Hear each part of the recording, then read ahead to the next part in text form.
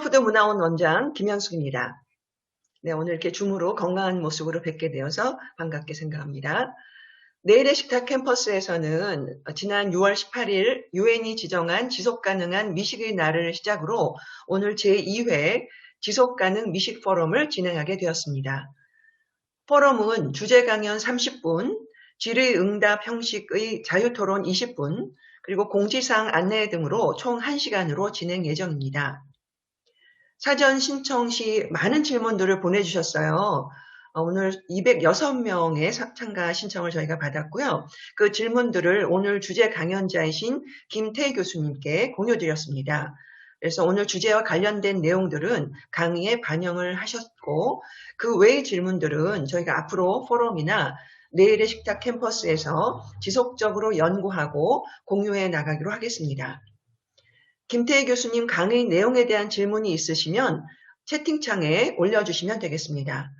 강의가 끝난 후에 2개 정도 채택해서 김태희 교수님께서 직접 답변 드리는 시간을 갖도록 하겠습니다.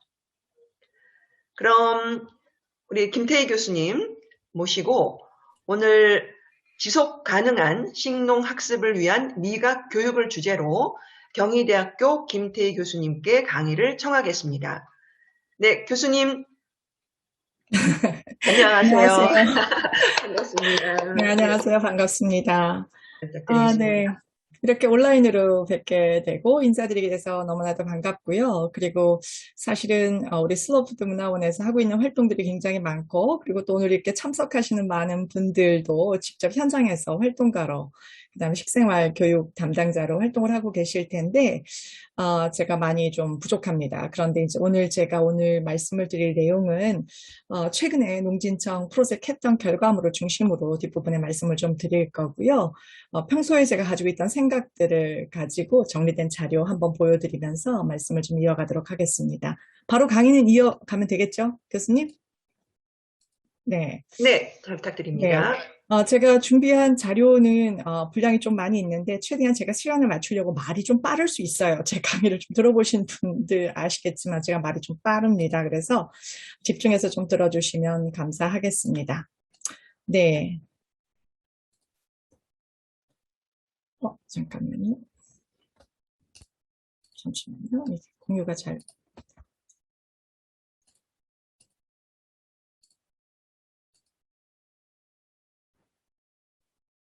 네, 공유가 됐나요? 네, 보이시죠? 네. 그러면 강의 시작하도록 하겠습니다. 오늘 주제는 지속가능한 식농학습을 위한 미각 교육입니다. 먼저 용어 정리를 먼저 해야 될 것 같습니다. 여러분들 질문 주신 내용들 중에서 지속가능이라고 하는 단어, 요즘 트렌드인 것 같습니다. 그런 단어와 그다음 지속가능 식농학습이 무엇인지 궁금해하시는 분들 계셨고요. 그다음에 식농학습과 미각교육이 어떤 차이가 있는지, 어떤 교육인지 개념에 대한 정의를 좀 원하시는 분들이 계셔서 제가 이렇게 좀 정리를 해봤어요. 지속가능성이란 단어는 sustainability, 여러분들 많이 듣는 단어죠. 지금 현재 우리의 생태계, 우리가 가지고 있는 것들, 이런 것들이 미래에도 유지될 수 있고 지속될 수 있는 능력을 말하는 겁니다. 지난번 우리 슬로푸드 문화원에서 비전 발표했었을 때 지속가능한 미식이란 단어를 혹시 들어보셨을 겁니다. 제 나름대로 제가 정리를 좀 해봤는데요. 우리가 소비자들이 음식이나 식품들을 선택할 때 개인의 어떤 건강이나 욕구 차원을 넘어서 사회적, 윤리적, 환경적으로 미치는 영향까지 고려한 그런 영향을 고려한 가치 있는 아니면 개념 있는 식생활 활동이다라고 저는 이렇게 정의를 좀 해보고 싶습니다. 오늘 여러분들께 함께 공유할 식농학습이라고 하는 단어는 farm to table 아시죠? 너무 쉽게 설명하면 farm to table 학습이라고 볼 수 있을 것 같은데요. 지금까지 농촌 체험 교육도 이루어졌고 식생활 교육도 개별적으로 다 이루어졌지만 오늘 강조하고 싶은 것은 농촌 체험과 그다음에 요리 체험과 그다음 맛 체험, 우리가 이제 미각 체험이죠. 이 맛 체험을 통합적으로 연계한 식생활 교육 방법이다라고 저는 그냥 정의를 내리고 싶어요. 왜냐하면 이따가 제가 소개해드릴 식농학습 교육 프로그램의 내용이 이 세 가지로 구성이 되어 있기 때문에 그렇고요. 그리고 또 제가 앞부분에서는 글로벌 푸드 시스템, 이미 다 알고 있는 것들일 텐데, 글로벌 푸드 시스템, 우리가 지금 접하고 있는 먹거리 시스템에 문제가 상당히 많다라는 거, 그런 문제를 해결하기 위해서는 우리가 소비자를 교육시키는 게 되게 중요한데, 이 식농학습을 통해서 이 지속 가능한 농업이 왜 중요하고, 그리고 음식의 사회학적, 문화적, 환경적 중요성, 이런 것들을 이해시켜서 결국은 앞서 얘기했던 지속 가능한 미식을 실천할 수 있도록 하고, 그리고 로컬 푸드 시스템을 적극적으로 지지하는 이런 소비자를 양성하는 것이 사실은 이 식농학습의 궁극적인 목표라고 저는 말씀을 드릴 수가 있겠습니다. 그다음에 미각 교육은 다 들어보셨을 텐데 사실은 맛을 느끼는 것은 미각만 사용되는 건 아니잖아요. 그래서 일반 우리가 보편적으로 사용하는 단어가 미각 교육이기 때문에 미각 교육이라고 얘기했지만 이거는 맛 체험 교육에 더 가깝다라고 보시면 되겠고, 오감을 모두 활용하여 식재료와 음식의 맛을 느껴보고 경험하는 체험 교육이다. 이런 식으로 제가 정의를 좀 하고 시작하겠습니다.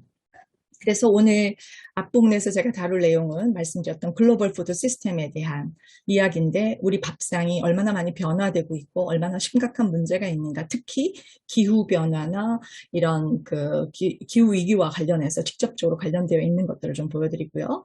그리고 미각교육에 대한 이야기를 할 텐데, 궁극적으로는 이 지속가능한 식농체험 학습 자료를, 제가 만든 자료를 여러분들께 공개하고 소개하는 자리를 갖도록 하겠습니다. 이 자료는 PDF 파일로 여러분들에게 다 공유가 될 거고요. 보내드릴 겁니다. 그리고 마지막에 질의응답 마무리하겠습니다. 네, 그러면 글로벌 푸드 시스템에 대해서 간단하게 이거는 빨리빨리 넘어갈게요. 시간이 워낙 제한되어 있어서요. 사실 음식이라고 하는 것은 각 나라의 어떤 대표적인 문화 코드라고 볼 수가 있는 거죠. 음식을 보면 그 나라의 환경이나 그다음에 그 나라 사람들, 음식 해 먹는 방법이나 이런 모든 것들을 우리가 보면서 그 나라 문화를 이해할 수 있는 아주 좋은 방법인데요. 지금 세계인의 밥상이 매우 유사해져 가고 있다는 것입니다. 이 그림은 내셔널 지오그래픽에서 발표한 14년도 자료인데 50년간의 데이터의 분석입니다. 많은 나라들이 과거에 보면 이 왼쪽으로 가면 갈수록 다른 나라와 밥상이 많이 다른 걸 말하는 거고, 오른쪽으로 가면 갈수록 매우 유사한 걸 말하는데요. 우리나라 밥상을 보시게 되면 사실은 60년대 이전까지만 해도 굉장히 다른 나라와는 조금은 다른 밥상을 가지고 있었다라는 거죠. 그러니까 재료나 먹는 방법이나 요리하는 방법이나 이런 것들이 굉장히 달랐는데, 지금 50년이 지난 2009년 기준으로 봤을 때 우리나라 밥상이 아시아 국가 중에서 정말 빠르게 서구화된 밥상이다라고 하는 것을 보여주는 그림이고요.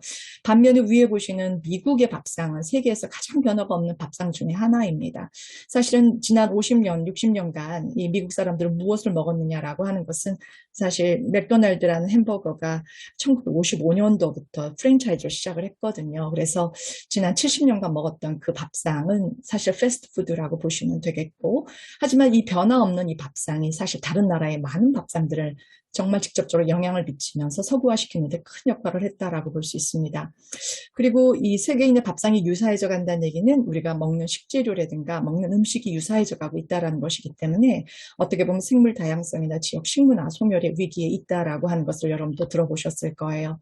그리고 세계인의 밥상을 사진으로 모아서 사진첩을 낸 작가가 있는데요. 이분이 찍은 밥상의 각 나라마다 가구 한 식구들이 먹는 음식들, 재료를 이렇게 사진을 찍어서 놓고 본 걸 보면 저소득 국가일수록 신선한 식품, 자연식품을 많이 먹지만 선진국으로 가면 갈수록 가공식품의 비중이 굉장히 높아지고 먹는 양도 늘어나고 있다는 걸 보실 수가 있습니다.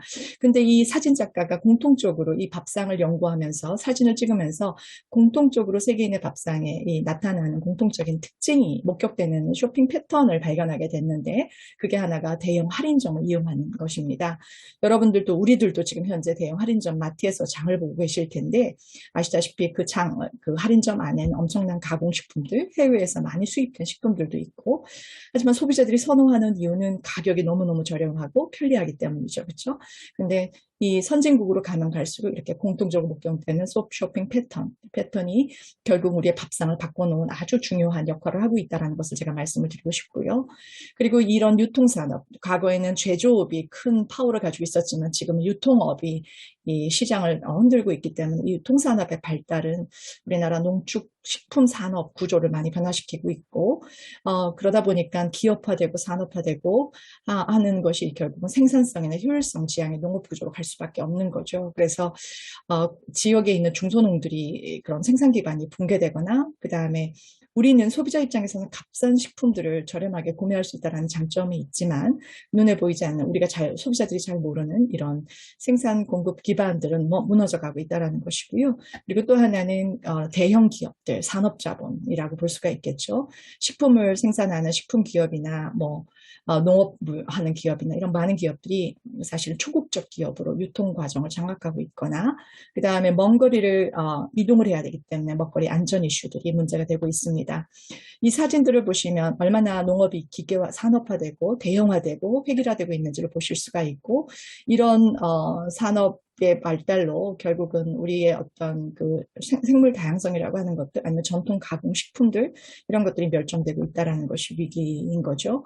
그리고 동식물들, 특히 이렇게 닭이나 가축들이 자라나는 환경, 사육되는 환경들도 과거하고는 다르게 방목되지 못하고 이렇게 케이지 안에 닫혀서 살이 찌워진 다음에 팔리는 이런 구조들을 볼 수가 있는 거죠. 소도 우리가 풀을 뜯어야 되는 것이 정상이지만 이렇게 대형 축산업, 공장형 농장들이 많아지면서 사료로 키워지게 되고, 그 다음에 굉장히 더러운 환경에서 대량으로 키워지고 있다는 것을 우리가 알고 있습니다. 그리고 또 하나는 농업이 이렇게 대형화되고 산업화된다는 얘기는 유가가 오르게 되면 곡물을 생산하는 생산비가 증가되는 거죠. 기계에 기름이 필요하니까. 그러면서 곡물 가격으로 상승하는 이유도 바로 이 뒷면에 있는 이 유통산업이나 식품산업의 대형화의 문제가 있다고 볼 수가 있고, 식품 가공 공장들도 어마어마한 규모로 이렇게 생산을 하고 있고 가공을 하고 있는 것을 보실 수가 있습니다. 이게 더 깨끗하고 안전할 것 같지만 사실은 식중독이 발생하게 되면 엄청난 대형 사고로 이어지는 이유이기도 하죠. 그리고 푸드 마일리지도 여러분들 아시겠죠? 우리가 가공식품이 많아지고, 그 다음에 이동하는 거리, 식품이 생산된 곳에서 밥상에 오르는 이동 거리도 엄청나게 멀어지고 있다는 것, 이것이 결국은 환경에 부담을 주고 있다는 것이고요. 그리고 이런 대형 할인 마트들이 등장함으로 인해서 도시 한가운데 식품 사막이 나타나는 현상들도 볼 수가 있습니다. 식품 사막이라고 하는 것은 걸어서 갈 수 없는, 있는 반경 내 신선한 농산물이 없다라는 것이죠. 그렇기 때문에 가까이에 있는 것은 저렴한 패스트푸드점이나 편의점들이기 때문에 우리가 편도족이라고 하는 편의점에서 식사를 해결하는 그런 사람들이 많이 나타나는 것도 현상이라고 볼 수가 있겠고, 그리고 특히 취약계층들이죠. 취약계층들이 건강하고 신선한 음식 접근이 더욱 어려워지고 있다는 거, 우리가 흑밥이라는 얘기, 흑수저라는 얘기는 들어보셨을 텐데 흑밥들 보고서들이 등장하고 있는 거 보면 씁쓸한 이야기입니다. 이거는 사실 흑밥하고는 다른 길밥 이야기인데, 대치동 아이들은 돈이 없지 않습니다. 어머니가 준 부카, 부모님이 준 카드를 가지고 밥을 사 먹는 아이들인데, 근데 그들이 먹는 음식들도 결국은 결식아동들이 먹는 흑밥하고 별로 차이가 없다라는 거. 결국 아이들의 밥보다 입시나 성적에만 관심이 있는 대치동 부모님들이나 서울시의 부모님들, 이런 부모들이 많다는 것도 우리가 좀 반성해야 될 부분인 것 같고요. 그리고 대형마트와 냉장고는 공생관계다라고 말하는 사람들이 있습니다. 실제 그런 것 같습니다. 아시다시피 우리 가구당 식구수는 엄청 줄었는데 냉장고는 더 커져가고 있잖아요. 그리고 냉장고 보급으로 우리는 더 많이 사고 더 많은 음식물 쓰레기를 버리고 있습니다. 세계 인구 9명 중에 1명은 기아로 고통받고 있다고 하는데 우리는 엄청난 음식물 쓰레기를 버리고 있다는 것, 불공평한 것일 수 있는 거죠. 어느 한 철학자는 이런 얘기를 했습니다. 냉장고가 인간다운 삶을 가로막는 괴물이라고. 이분이 언급했던 것이 대형마트와 냉장고는 공생관계다라고 얘기를 하고 있는데, 우리가 당장 실천할 수 있는 것들, 우리의 건강이나 그다음에 생태계를 보존하고 이웃과의 공동체의 문화를 살리고 하기 위해서는 냉장고를 없애거나 용량을 줄이라고 말하고 있습니다. 근데 과연 현대인들에게 냉장고 없는 삶이 가능할까? 아마 다음 달에 있을 그 포럼 주제가 아마 이 주제가 아닐까라는 생각이 드는데, 고민해볼 문제라는 생각이 듭니다. 그리고 패스트푸드 햄버거에 빼앗긴 소중한 것들이 있습니다. 아이들의 입맛과 건강. 대표적인 사례로 오키나와를 들 수가 있을 것 같은데요. 오키나와는 아시다시피 장수 지역이잖아요. 근데 오키나와 밥상이 장수 밥상인데 지금 그 지역 식문화가 사라지고 있습니다. 그 이유는 어린아이들이 아이들이 평균 수명이 부모님들보다 더 줄어들고 있다는 것입니다. 그 핵심은 결국은 이거는 뉴스에 보도됐던 자료인데 현재는 빈곤율 1위이고 단명의 도시로 변해 있는데 그 핵심은 미국의 패스트푸드의 영향이라고 하는 겁니다.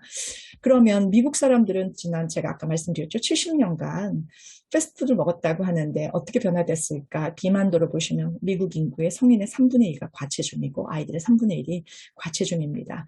가난한 사람도 과체중입니다. 그건 아까 말씀드렸던 신선한 음식을 접근하기가 어려운 사회 환경 때문이라는 것이죠.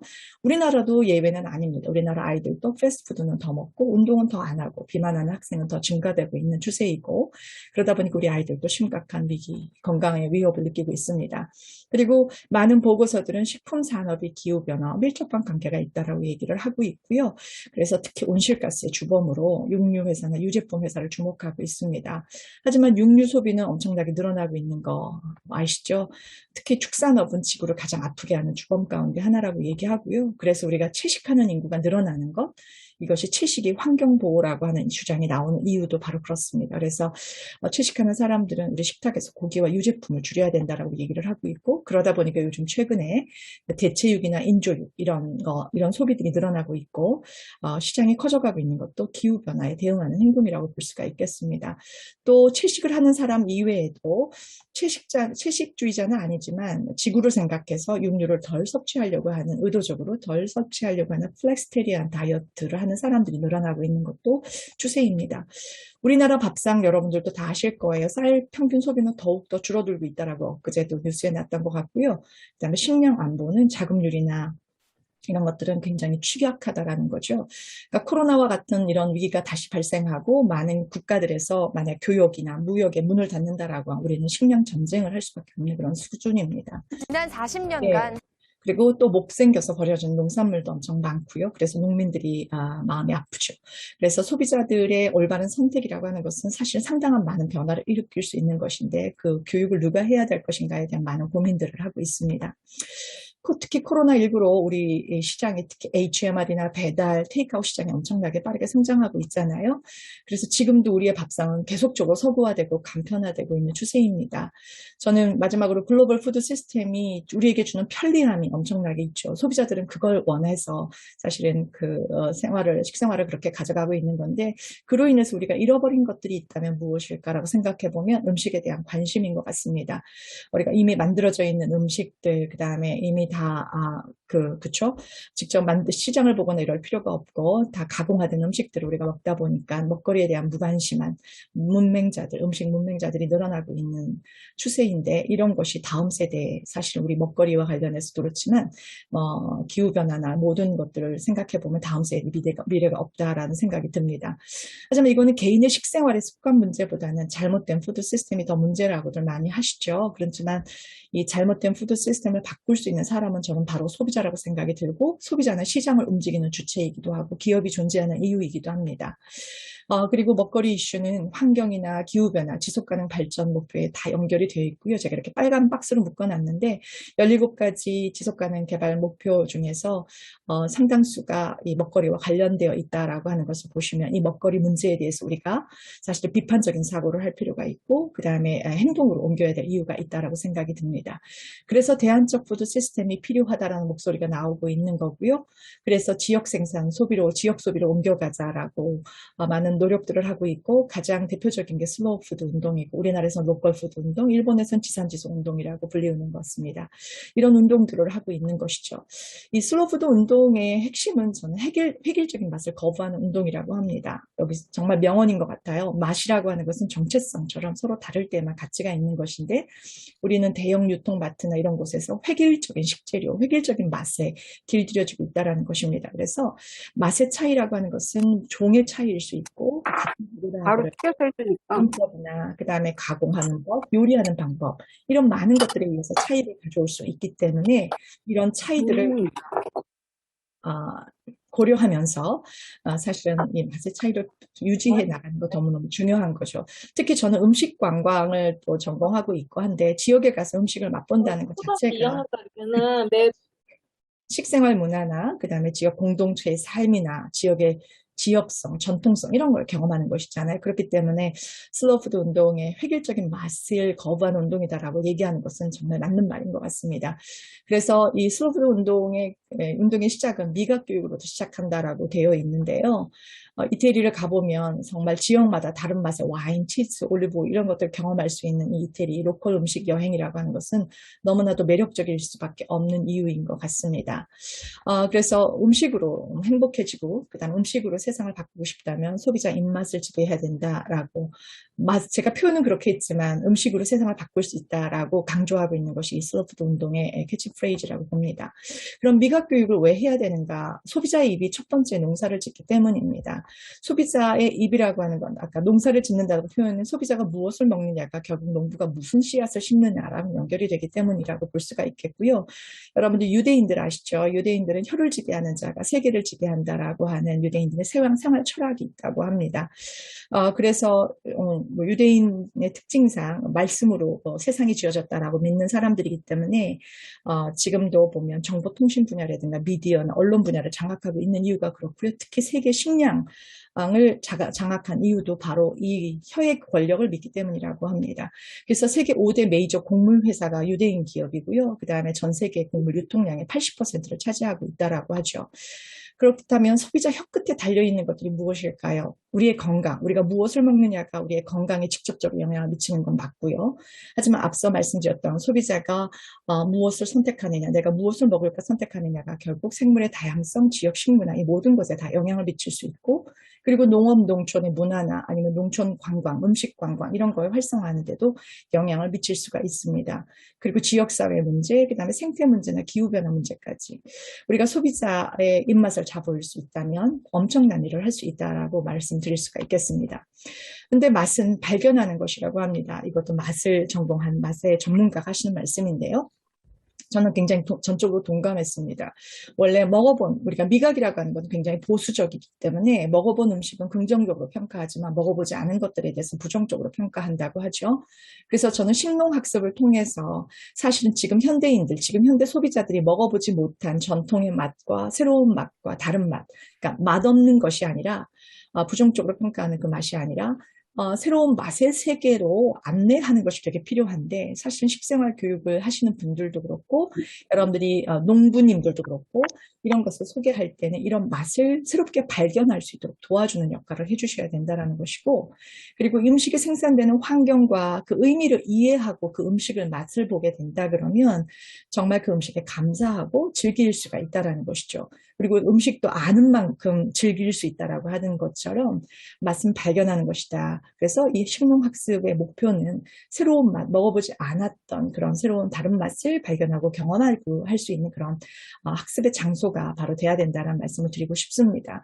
우리나라 학생들의 미각들 얼마나 건강할까요? 사실 미각과 건강은 밀접한 연관이 있다라는 연구 결과들이 많이 있고요. 이것도 다큐인데 지금 볼 시간은 없어서 나중에 기회가 되시면 한번 보시면 좋을 것 같아요.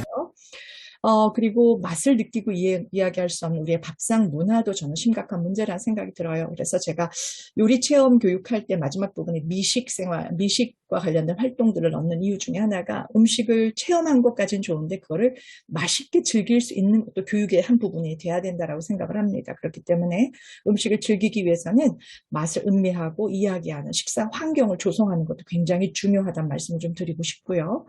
그래서 소비자의 입맛이 로컬 식재료나 전통의 음식의 맛을 기억하고 경험할 수 있게 해주고 그리고 매 끼니마다 내가 무엇을 먹을까 의사결정을 내릴 때마다 로컬 식재료나 로컬 음식을 선택할 수 있도록 하기 위해서는 정말 다양한 형태의 맛 체험이 굉장히 중요하다라는 말씀을 드리고 싶습니다.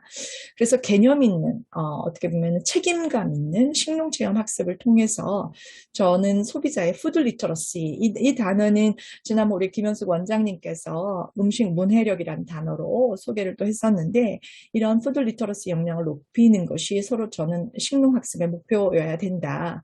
단어가 좀 어려운 단어지만 먹거리 이해력이라고 표현하기도 하고 음식 문해력이라고 표현을 합니다.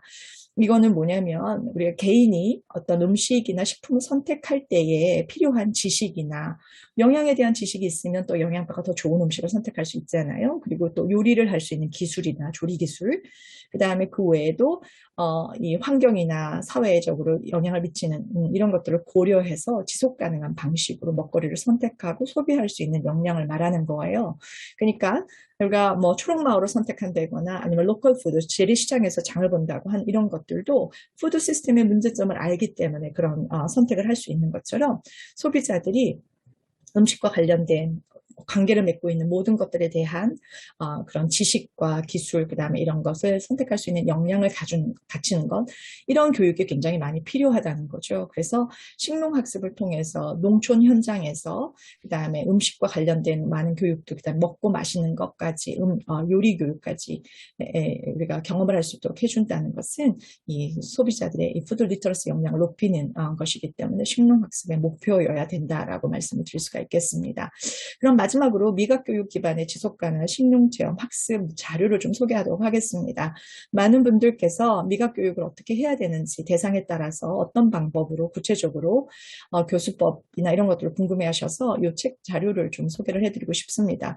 사실 이거를 개발하게 된 배경은 제가 10년 전에 지금 농촌진흥청 센터에서 운영되고 있는 전통음식학교라고 하는 게 있습니다. 그 학교의 전통음식 문화를 개선하기 위해서 식생활 교육을 어떻게 하면 좋을지 제가 2012년에 연구 과제를 했던 게 있는데 그때 제가 처음으로 식농 교육이 필요하고 거기에 기본은 미각 교육입니다라고 하는 것을 제안한 적이 있었습니다. 그때 이후에도 여러 차례 다른 프로젝트를 했었지만 기존에 있는 농촌 교육 현장의 체험 현실을 들여다보면 지금 여기 계신 분들 중에서 그런 체험 사업을 하고 계시는지 모르겠는데 단순 체험에 머물러 있다라는 거예요. 그래서 그 체험을 통해서 우리가 전달할 수 있는 많은 이야기들이 있을 텐데 단순 체험에 머물러 있고 그리고 그 학습의 효과나 아니면 사업의 성과에 한계가 있다라고 하는 것이 저희가 조사해 본 결과들이고 근데 알다시피 저희가 농촌에 가보면 우리가 가지고 있는 자원이라고 하는 것이 식자원이 대부분이잖아요. 그러다 보니까 체험의 그 재료가 되는 것들도 대부분 음식과 관련된 것들이 상당히 많다라는 거예요. 그래서 농사와 관련된 수학 체험이나 농장 체험, 낙농 체험 아니면 뭐 생활 체험도 있고 그다음에 요리 체험, 우리가 조리나 가공 이런 체험들이 주로 이루고 있다는 것을 보실 수가 있어요. 그리고 제가 또 실제 현장에서 농촌 체험 학습 프로그램을 운영하고 있는 그런 그 농장들을 대상으로 프로그램을 분석해 본 결과 대체적으로 보면 저학년 학생들, 다양한 학생들이 주로 와서 체험을 하고 있고요. 그 다음에 뭐 시간들 보면 종일 체험을 하는 경우도 되게 많이 있었던 것 같습니다. 근데 체험의 주제들도 보면 대체적으로 수학 체험은 농장이 이제 과일이나 이런 것들을 생산하는 곳이어서 이런 그 농촌 체험과 조리 가공 체험들 연계한 이런 프로그램들은 다수 있었지만 미각이나 음식을 제대로 맛을 보고 맛을 기억하고 그다음에 그거를 실제 말해보고 하는 이런 다양한 낮 체험 교육과 관련돼서는 많이 미흡하다라는 것을 알 수가 있었습니다. 그래서 농촌의 현장에서 농촌과 그다음에 미각과 그다음에 요리 교육을 연계한 통합적인 식농 교육 프로그램 개발이 필요하다라는 생각이 들어서 이런 체험 프로그램을 개발하게 됐다라고 말씀을 드리고요. 그리고 이 장소나 그 다음에 뭐 계절성 이런 것들을 봤었을 때 사실 농촌 체험을 실외에서 해야 되기 때문에 계절성도 굉장히 높고 하지만 미각이나 그 다음 요리 체험 같은 건 실내에서도 얼마든지 가능하기 때문에 사계절 여러분들이 프로그램을 돌릴 수 있는 그런 장점들도 저는 있다고 생각합니다. 그래서 교육 농장의 작물이나 환경이나 역량들이 다 달라서 일관되게 이렇게 하십시오라고 말은 못하지만 기본적으로 그런 현장에서 활용할 수 있는 많은 교육 콘텐츠 이런 것들을 전달해 드리고 싶어서 이제 그 책자 안에 그런 것들을 좀 담게 됐다라고 말씀을 드릴 수가 있습니다. 그 기본 핵심은 식농체험 학습의 핵심은 음식 나무를 기준으로 봤을 때 우리가 그러니까 뿌리에서부터 열매까지 나무 전체를 이해한다라고 하는 개념으로 이 식농체험 교육 프로그램을 개발하게 된 것이다라고 이해해 주시면 되겠고요.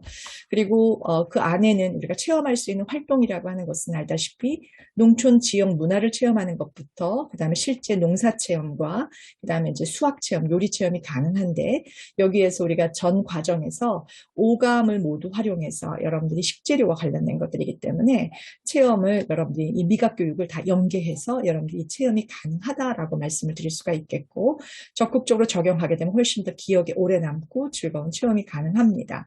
그럼 식농 체험 학습의 핵심 구성 요소는 기본적으로 미각 교육이 기반이 돼야 된다는 거고요. 이게 따로따로가 아니라 그리고 또 하나는 농촌 체험 교육이고요. 또 하나는 요리 체험 교육 이 세 가지 형태로 구성이 되어 있습니다. 그래서 미각 교육을 할 때에는 여러 가지 키트나 아니면 활동지 같은 것들이 준비가 되어 있으면 훨씬 더 체계적으로 그 다음에 깊이 있게 교육 효과를 여러분들 기대할 수가 있겠고요.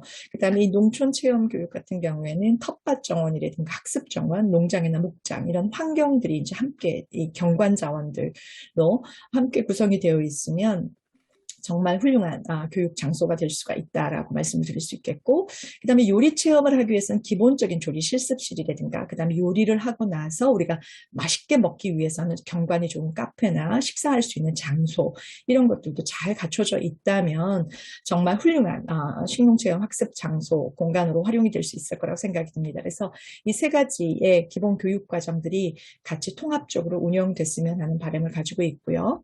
그 다음에 선진국의 식농교육 현장들 다녀보신 분들은 아시겠지만 이렇게 텃밭 같은 경우는 교육을 위한 시설로 만들어진 가든이라고 보시면 되겠고 간판 우리가 팻말 같은 것도 예쁘게 해놓고 그 다음에 처음에 등장 왔을 때 농장을 전체적으로 투어하는 거 이런 것들을 통해서 넓은 농장을 구경하고 그리고 나서 식재료에 대한 이야기 그 다음에 그걸 가지고 요리해보고 맛보고 이야기해보는 이런 교육 과정으로 간다 그러면 굉장히 논리적으로 연계성이 높을 거라고 생각이 듭니다. 그리고 그 현장에서 재배하고 요리하고 그 다음에 미각으로 즐기는 이런 체험들을 통합적으로 제공했을 때 효과가 더 크다라는 것이고 요즘의 경우에는 사진 찍기를 원하고 하기 때문에 포토존이라든가 그 다음에 이런 앞치마 같은 것도 예쁘게 디자인해서 사진에 예쁘게 나올 수 있는 이런 공간들 여러분들 의도적으로 조성하시면 훌륭한 체험 공간이 될 수 있다는 생각이 듭니다.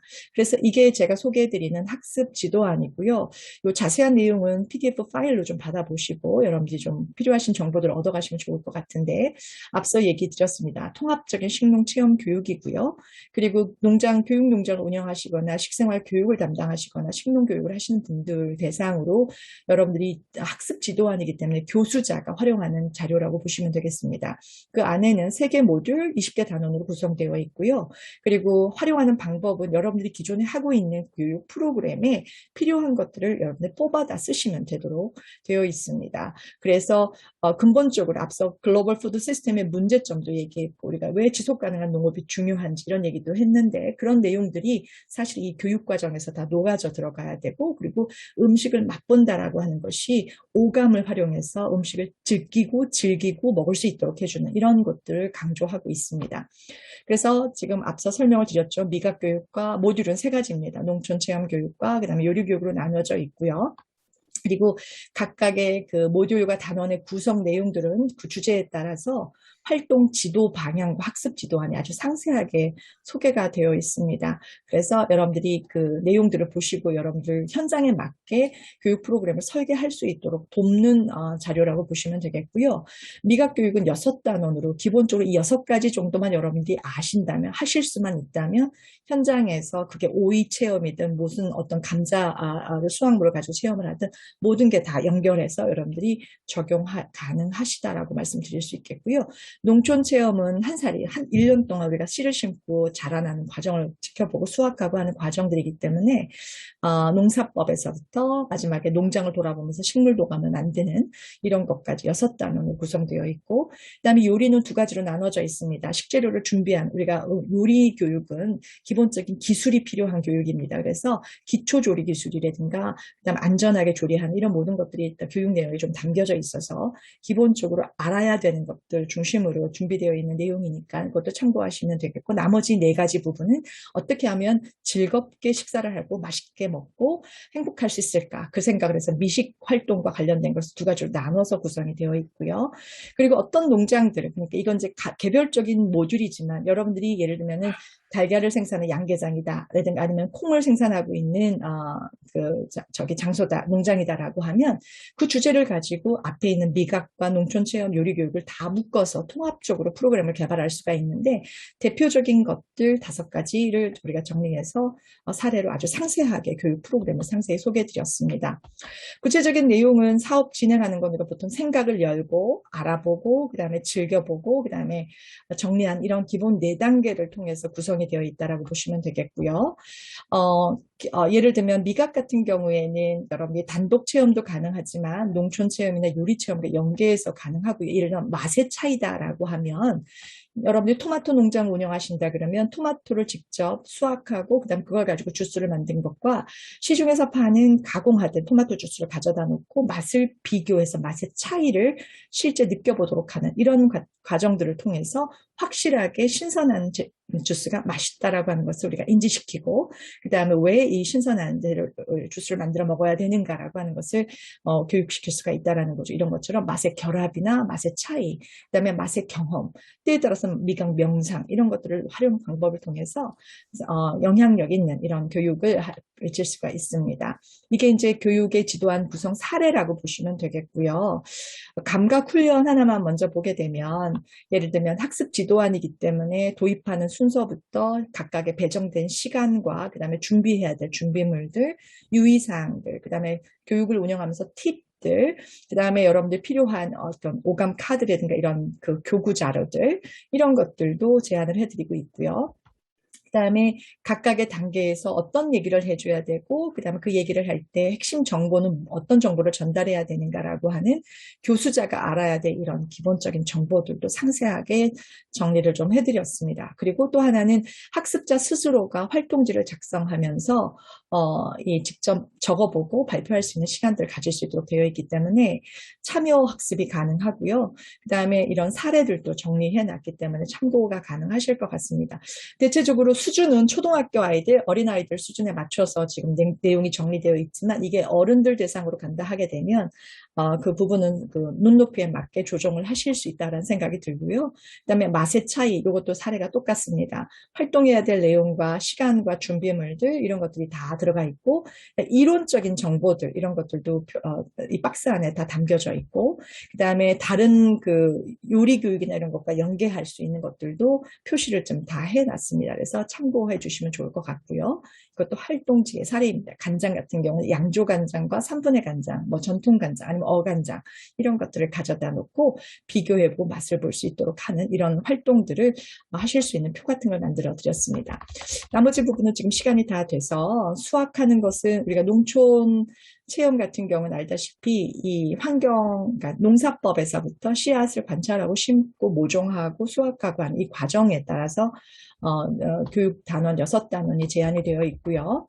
그 다음에 요리 교육은 조리와 관련된 활동, 조리 스킬과 관련된 겁니다. 그 다음에 미식 활동은 즐겁게 음식을 맛있게 즐기는 방법, 식사 예절 이런 것들이 일단 감사하면서 먹을 수 있는 것들 이런 것들이 이제 포함되어 있다고 보시면 되겠습니다.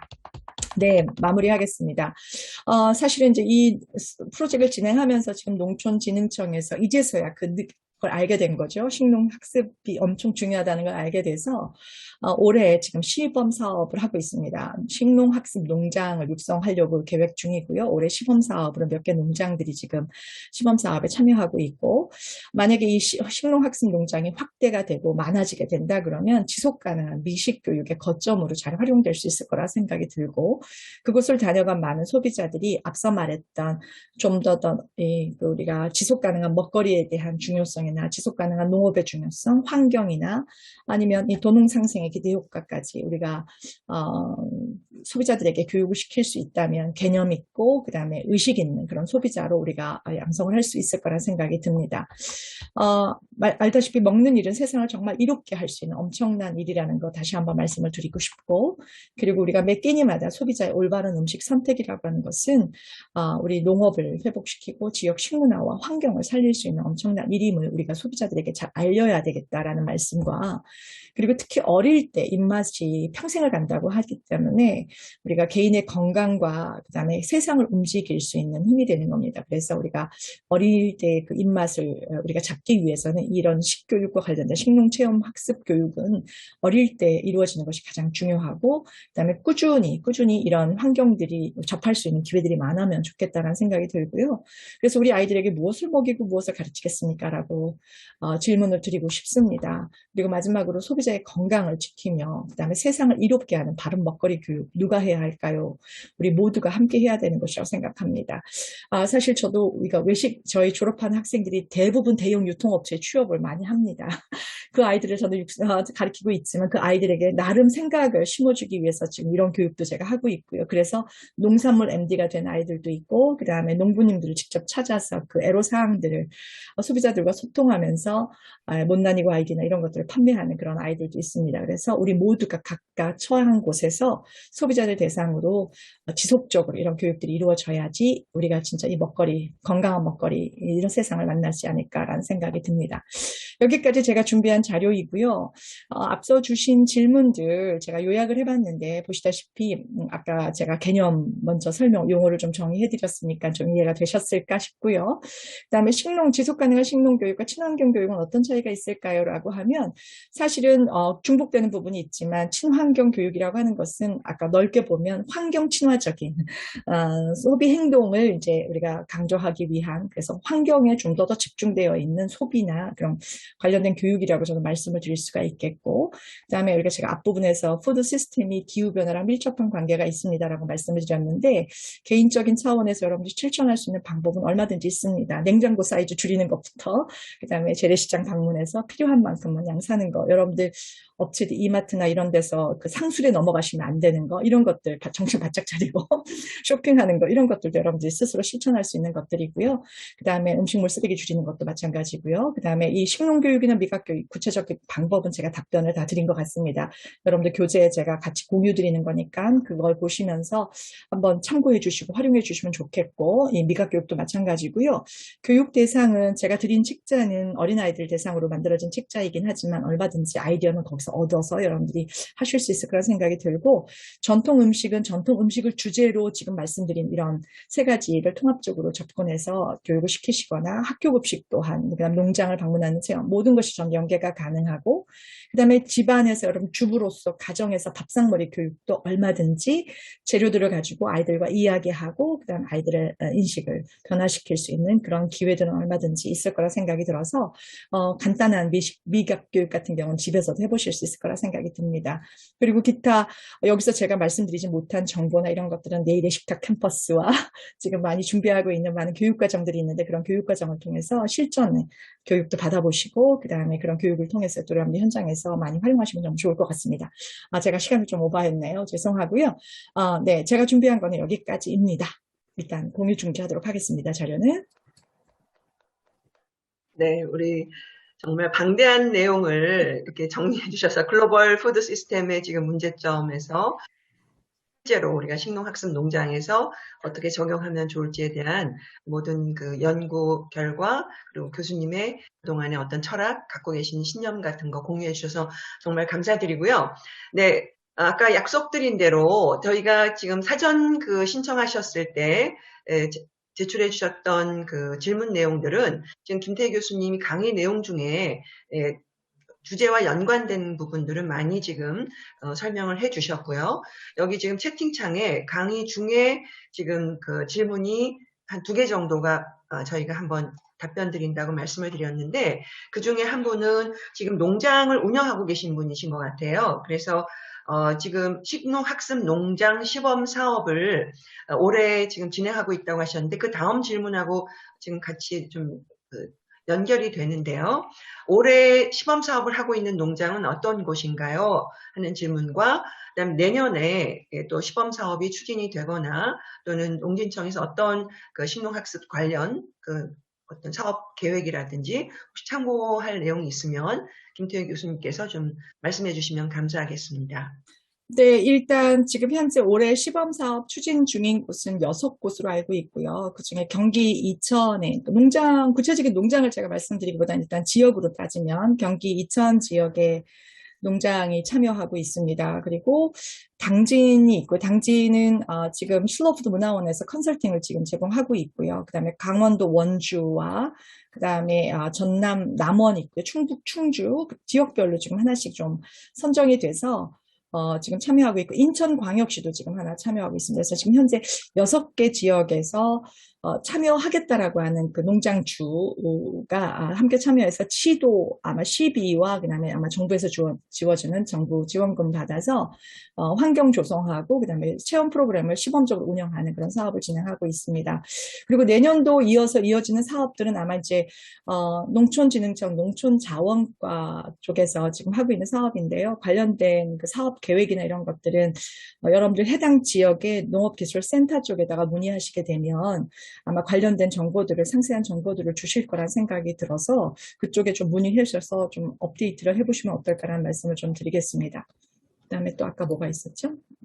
네, 그리고 2022년도에 이 사업을 확대할 어떤 농진청 계획이라든지 이런 방향. 네, 지금 농진청은 앞으로 이 기존에 있는 식생활 교육 농장도 있고요. 농촌 체험 교육 농장도, 기존에 있는 인증받은 농장들이 굉장히 많은데 이걸 어떻게 좀 통합해보고 싶어 하는 마음이 있어요. 그래서 식농학습 농장이라고 하는 인증을 별도로 가져가고 싶어도 해요. 그래서 그걸 작년에 제가 검토를 해드렸거든요. 그래서 식농학습 농장으로 기존에 있는 농장들을 전환하거나 아니면 새롭게 식농학습 농장으로 인증하는 이런 사업들도 계획하고 있는데, 아마 이 사업은 올해 시범 사업이지만 앞으로 본격적으로 굉장히 커져갈 거라고 말씀을 좀 드릴 수가 있을 것 같고, 그 다음에 그거 말고도 유기농 농장을 양성하거나 이런 관련된 또 그 외에 비슷비슷한 사업들도 좀 많이 있습니다. 근데 그 안에 들어가는 콘텐츠들을 보면 지금 말씀드렸던 농장을 체험하고 농촌과 농사 체험이나 농촌 체험이 들어가고, 그 다음에 요리 체험, 그 다음에 아까 말했던 미각, 이런 모든 것들을 다 경험하면서 사실 6차 산업처럼 마지막에 상품 판매나 이런 것과 다 이어지는 그런 공간으로 활성화시키고 싶어 하는 그런 계획들도 가지고 있는 것 같습니다. 농장에서 만나는 미각 교육은 판매하는 건 아니고요. 여러분들이 지금 제가 말씀드렸던 오늘 참여하신 분들께는 제가 다 파일로 다 보내드리라고 부탁을 드렸는데 받아보시면 되겠고, 그 다음에 농진청 사이트 들어가시면 무료로 PDF 파일 제가 다운받을 수 있는 거, 농진청 그 도서관이 있거든요. 거기에서 온라인 도서관에서 다운받으실 수 있을 겁니다. 네. 여기서 그냥 받으시면 될 것 같기도 하고요. 네네, 감사합니다.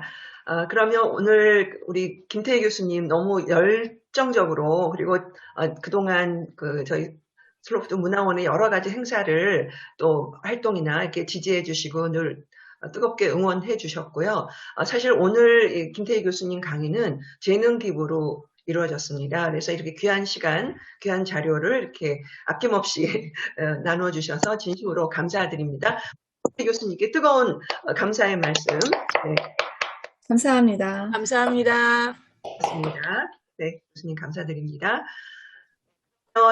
우리 일단 포럼에 지금 주제 강연과 관련된 질문 좀 말씀을 나눴고요. 그리고 아까 김태희 교수님께서 저희 이제 시간이 끝나면 만족도 조사를 간단하게 보내드리면서 그때 그 메일 주소를 적으실 수 있도록 안내를 할 거예요. 그러면 그 메일 주소로 저희가 여기 참가하신 모든 분들 또 요청하신 분들께 자료를 공유해드리도록 하겠습니다. 네, 그리고 지금 슬로푸드 문화원에 대한 저희가 안내를 조금 드리겠습니다. 문화원 지금 내일의 식탁 캠퍼스라는 저희가 교육 연구 공동체 플랫폼으로 지금 다양한 지금 미각 교육을 중심으로 해서 식농학습 농장 컨설팅이라든가 또 저희가 이제 참발효 어워즈와 연관돼서 우리 발효 문화에 대한 이런 인식과 또 생산자들의 이런 그 자부심을 좀 높이기 위한 그런 활동들을 많이 하고 있습니다. 그리고 저희가 서울시하고는 지금 먹거리 시민학교 2기를 지금 교육생 모집을 하고 있어요.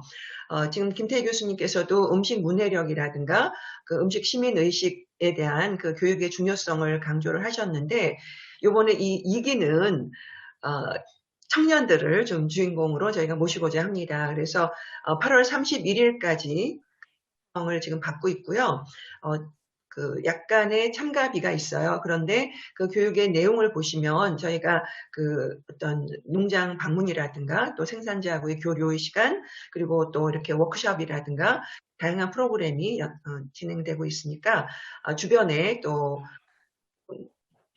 이라든가 또 당사자 여러분께서 조금 관심을 가지시고 함께 하시면 굉장히 유익한 시간이 될 거라고 생각이 됩니다.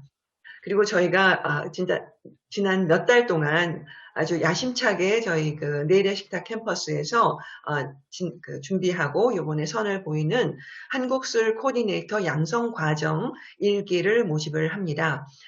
지금 찬발효 어워즈가 그동안에는 장 문화에 대한 그 간장, 고추장, 된장 이렇게 해서 장 쪽으로 저희가 그 생산자분들을 발굴하고 이렇게 홍보해 드렸는데 이번에는 2개의 아이템이 더 추가가 돼요. 그래서 치즈하고 그리고 우리 술, 한국 술 중에서 생 막걸리가 추가가 됩니다. 그래서 그런 부분도 있고 또 저희가 그 미식, 지속 가능한 미식을 생각할 때 라는 부분이 매우 중요한 또 하나의 그 음식 문화이기 때문에 그것을 이제 저희가 한국술이라는 큰 주제를 가지고 이 코디네이터는 어떤 소믈리에도 계시고 또 양조가도 계시고 한데 그런 양조나 호스피탈리티 소믈리에 기술 어떤 지식이나 그걸 바탕으로 해서 어떤 자신만의 창작 술을 기획하거나 또는 어떤 술을 주제로 한 비즈니스 모델을 만든다거나 그래서 창업이나 또는 창집도 가능하고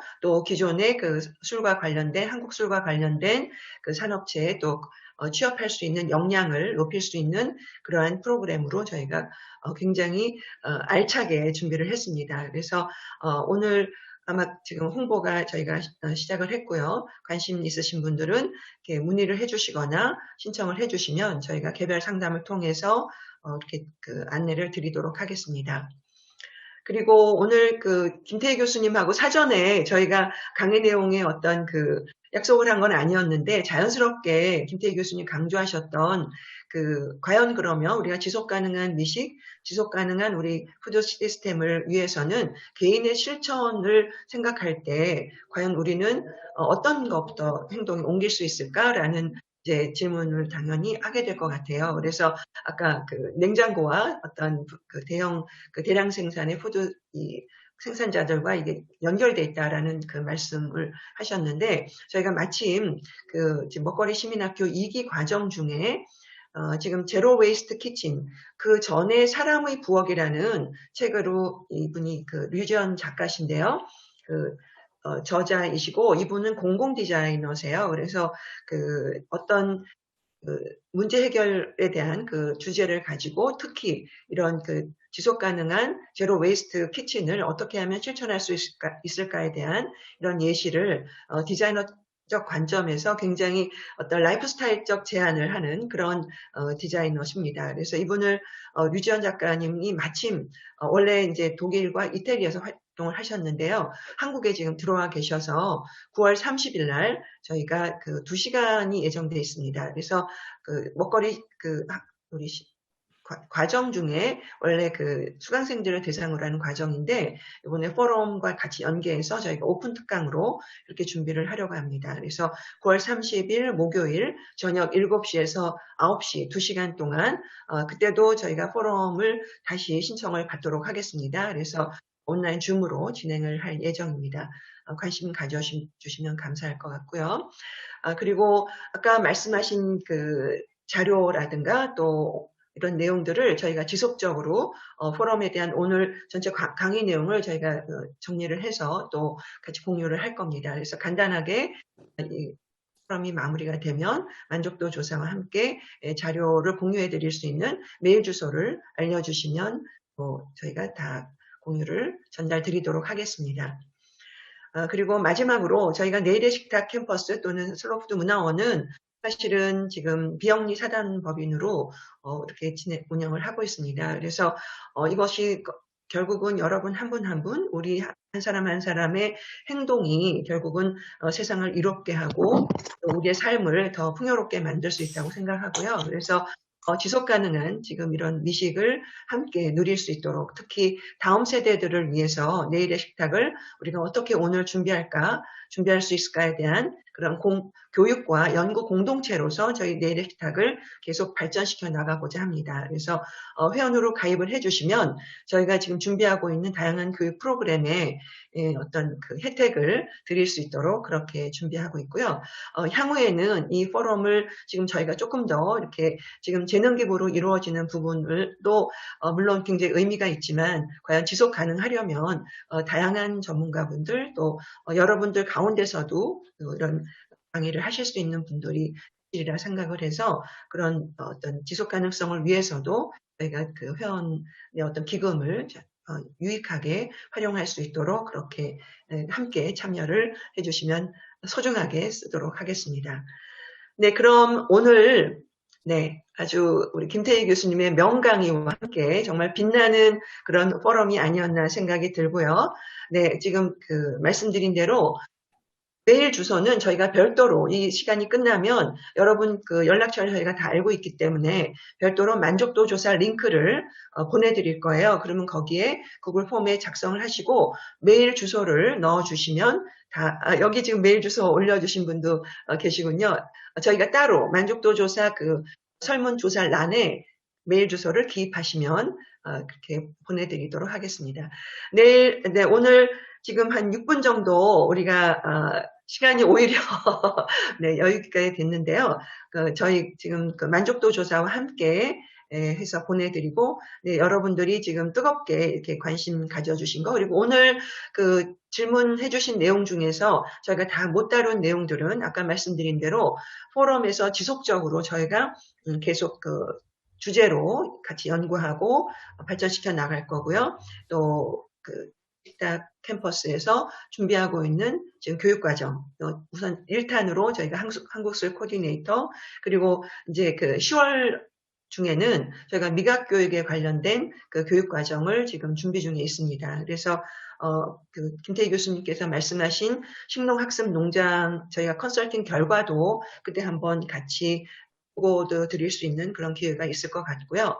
지금 사실은 이게 아까 농촌 체험 학습 농장의 어떤 연장선에서 이걸 올리시는 분도 계시고, 아예 경험이 없으신 농장주께서 또 한번 도전하시는 경우도 있어요. 그래서 어떤 하게 되는 데까지는 저희가 지속적인 그런 지도라고 그럴까요? 이런 시스템이 좀 응원의 그런 시스템이 필요할 것 같습니다. 그래서 지금은 컨설팅이라고 하고 있지만 저희가 계속 좀 모니터링을 하면서 정착될 수 있도록 그렇게 할 예정입니다. 그리고 아까 농장에서 내년도에 사업에 관심 어떤 지원이라든가 이런 부분도 저희가 어떤 정보를 알게 되면 바로 또 공유드릴 수 있도록 그렇게 하겠습니다.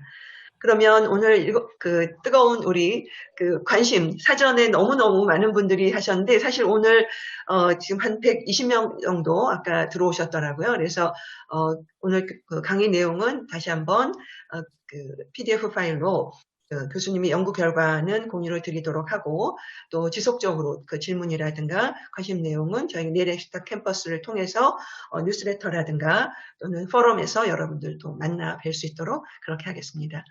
오늘 김태희 교수님 너무너무 감사드리고요. 여러분들 또 건강하게 8월 마무리 잘 하시고 저희 또 9월에 포럼에서 만나도록 하겠습니다.